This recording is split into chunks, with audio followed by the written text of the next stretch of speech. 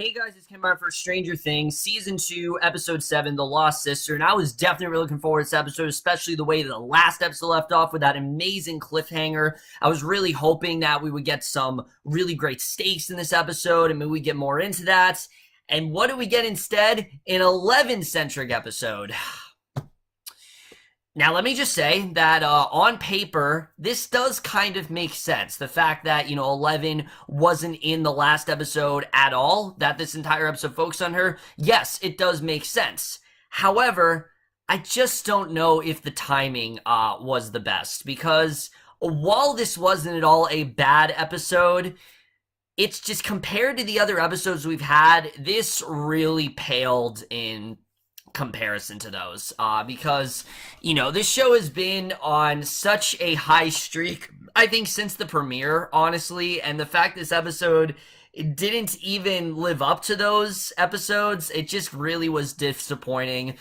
This was easily the weakest episode we've had of the entire show. I get what they were trying to go for, but it just didn't really work out for the most part. We're gonna get into it right now, because I do want to talk about this episode. There were things I definitely liked about this episode, but I just don't know if now was really the time to give us an 11-centric episode. But we start off, we see 11, she snaps out of her mental link with Terry, just like where episode 5 left off, and she tells Becky how the images kept repeating. And she describes the second girl in the rainbow room, tells Becky that Terry wants her to find the girl, and Becky goes through the files Terry had on other missing kids, and 11 finds a photo of the girl she saw in the link, and reaching out with her mind, she's unable to locate the girl. So that night she lies on the bed and concentrates. She enters the link void and sees a girl staying next to the fire, and that girl is Call. Now, if you remember, we haven't seen Call since episode 1, but we see a lot more of her in this episode. She starts to turn toward 11, and 11 wakes up. She goes downstairs to tell Becky. She overhears Becky making a call, and 11 figures that Becky is taking the government and leaves, unaware that Becky was actually trying to get a hold of Hopper. Now, I don't know how Hopper and Becky know each other, but it's clear that, she's trying to get her back there, and on the TV, Terry is watching Action News 8 comes on, and using money she stole from Becky's purse, 11 takes a bus to Chicago. She gets images of where Call is from the photo and walks down the streets until she comes to the places she saw in her mind. And for the rest of the episode, this is basically what we get. We get 11 in Chicago meeting up with Call. Unfortunately, we have to deal with Call's basically gang of misfits who are honestly completely insufferable. She finds these 4 people, Axel, Mick, Funshine, and Dottie, and I'm not gonna lie to you, I was very worried about these 4 characters when we were introduced to them in the cold open for the season, but that was the cold open. That was that was like a 5-minute sequence. It wasn't anything too bad.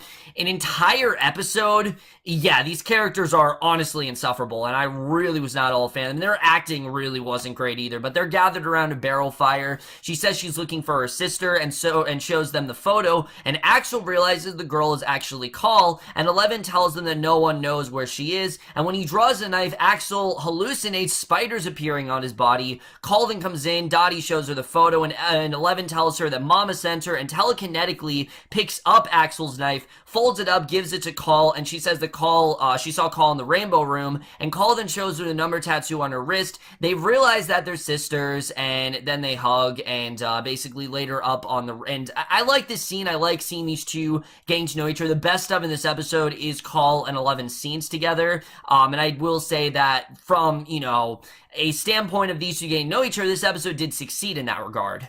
Because we then get a really good scene later on the roof where 11 tells Call what has happened to her, and Call warns 11 that there'll always be monsters to the government, says that 11 can do what is special. She explains she can make people see or not see whatever she wants, and projects an image of a butterfly into 11's mind. A lot of people have compared this character to Yoda, and I think it's a very apt comparison. These two are very similar in that regard, and we really did see that, so Call assures 11 that she's real. 11 taps at her face, smiling, and Call sets 11 up in a room, says she felt a piece of her was missing, and now it's not. She figures that Terry thought that they belonged together, and that's 11's home, and Call joins the others, says that 11 found her with only the photo. She explains that 11 can find people with only a photo and wants to do one tomorrow. The others warn her that they're too hot, but Call says that 11's in pain and needs it. So as she sleeps, she hears Jim's radio message in the dream circle. Someone then grabs her by the shoulder, and Call then wakes up up. She takes 11 down to formally meet with the others and says that they're not gifted, but they are outcasts like them. So Funshine says that Call saved them and now they help her. Call shows 11 the wallets of the people responsible for what happens to them,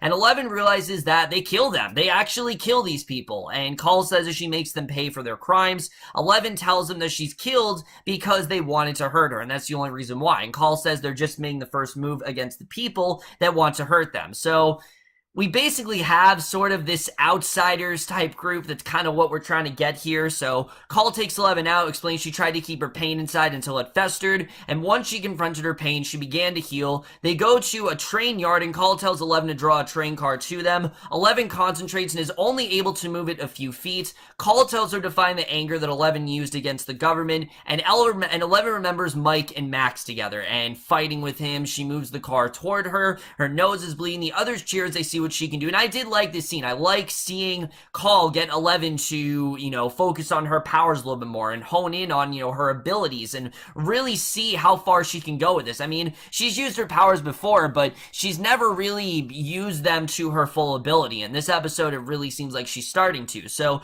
11 tells Call that she feels good, and back at their hideout, Call shows 11 the photos of the bad men that they still think are alive, and 11 recognizes Ray from the images in Terry's head. Call says he used a cattle prod on her when she disobeyed, so she's, needless to say, she's wanting to go after him for a while, so she has Call mentally track Ray, and 11 tells him where he is. The others agree to go out, even Mick, and they get guns, and Dottie makes up 11. The group then drives to Gramercy Apartments, and a policeman then spots them, so the gang then stops at a gas station to stock up. Call projects an image of the bathroom leading into the clerk Daryl's mind, and the gang then steals whatever they can possibly grab, and the clerk comes back, draws a gun. Call says that the store's money is insured, they're on the same side, and 11 telekinetically slams him unconscious. They run back to the van as police cars approach, and that night the gang arrives at Gramercy Apartments, and Call has 11 confirm that Ray is alone watching TV, obviously because they are trying to make sure that,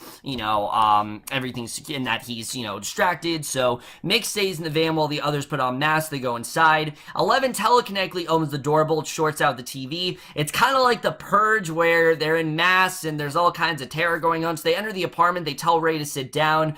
And like I said, some people compare this to the Purge. I honestly kind of got like a Sweet Vicious type vibe, like the way that they're kind of vigilantes and they're going out, killing these people. Dottie and Axel then get his wallet while Call and 11 confront Ray, and Call asks if he remembers them. He doesn't, and Call then projects an image of them as girls. 11 then telekinetically slams him against the wall. Ray says that he did what Brenner told him to do, and he offers to help them find Brenner, insisting that he's alive, and then trusts him. So I got the impression that Brenner was probably dead, but this seems like that might not be the case. Call figures that 11 can find him. 11 telekinetically drags Ray across the floor. There's a photo of Ray with his wife and daughter on the floor.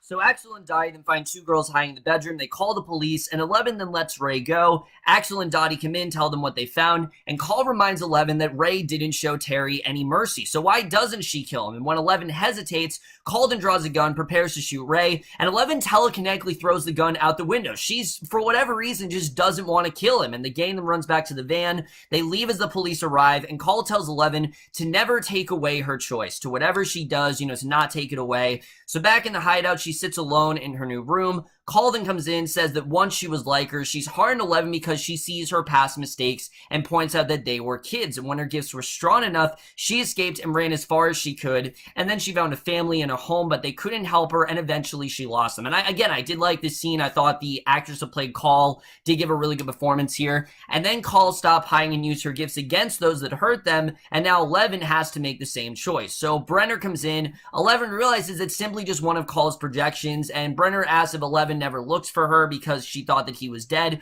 or because she was afraid of what she would find. And he tells her that she has a terrible wound and it's festering, and eventually it will kill her. So 11 screams him to get out of his head. Call ends the projection. She tells 11 she can either return to Jim or stay and avenge Terry with her. And I like that she gives her a choice. Like, she's not just telling her, oh, you must stay here and avenge Terry. You have a choice here. So government and police cars head for the headquarters. Mick is staying guard, but is arguing with Dottie when the police surround the building. This scene was honestly really annoying. I couldn't stand either of these characters, and I just found to be very annoying. But 11 looks at her old clothing. She remembers Mike and the others in Hawkins and how important they are to her and basically all the adventures that they've had. She enters the dream circle, sees Hopper in the Hawkins lab control room. She sees Mike trying to warn Owens that's a trap, but he disappears when 11 tries to grab him. So this is all going on simultaneously during the events of episode 6, which I thought was quite clever the way they did that. So police break in, Call tells 11 that they have to go. They warn the others and Call use her power to make them all invisible to the intruders.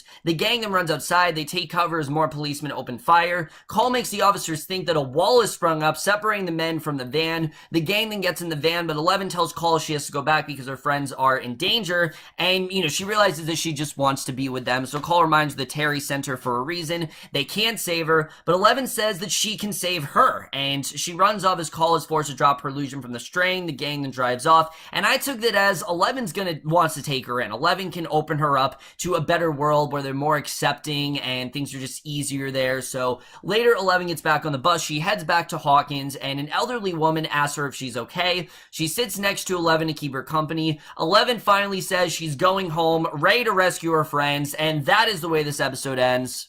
So, like I said, guys, not at all a bad episode. It's just my major problem with this episode is that I just don't know if the timing was right here. If the timing, if this really was the time to do this. I understand that we're doing it at a point where 11 was thinking about herself and she wanted to find out more about her past. But then it made her realize that her friends are in fact more important. She does want to get back to them and try to save them as quickly and, swiftly as possible and as easily as possible. And we definitely do see that here.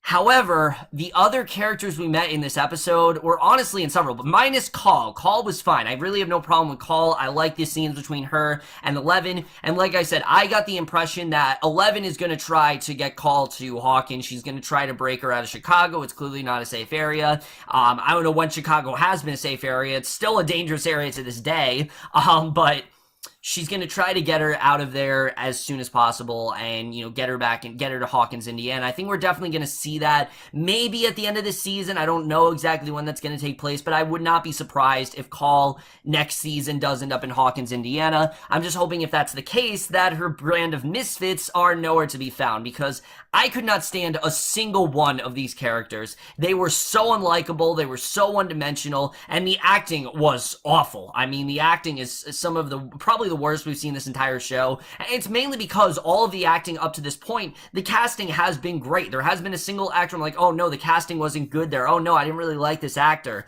All the casting has really been great. Even Dacre Montgomery, I'm not a huge fan of Billy. Dacre Montgomery is still really good as Billy. There hasn't been a single actor that I feel like hasn't been well casted. So when we get to this band of misfits, that's with that's with Call, they just feel really out of place, and it felt like something out of a different show. It didn't feel like something out of Stranger Things. It just didn't really work for me. This was more of a Outsiders type episodes. That's really what they were trying to do, but we saw that 11 really wasn't interested. So honestly, what really was the point here is what a lot of people are wondering. Well, believe it or not, I do think there is a point. There's two major things in this episode. Like I said, one, the whole thing with Call. Two, the notion that Brenner might actually still be alive. I mean, this is something that I could have never really seen happening. Matthew Modine, I understand that he's very famous, but I thought that they closed his arc, well enough, where it seemed like that was it for him. However, this episode shows that might not be the case, and Brenner might still be out there. It's just 11 hasn't really taken the time to look for him. So,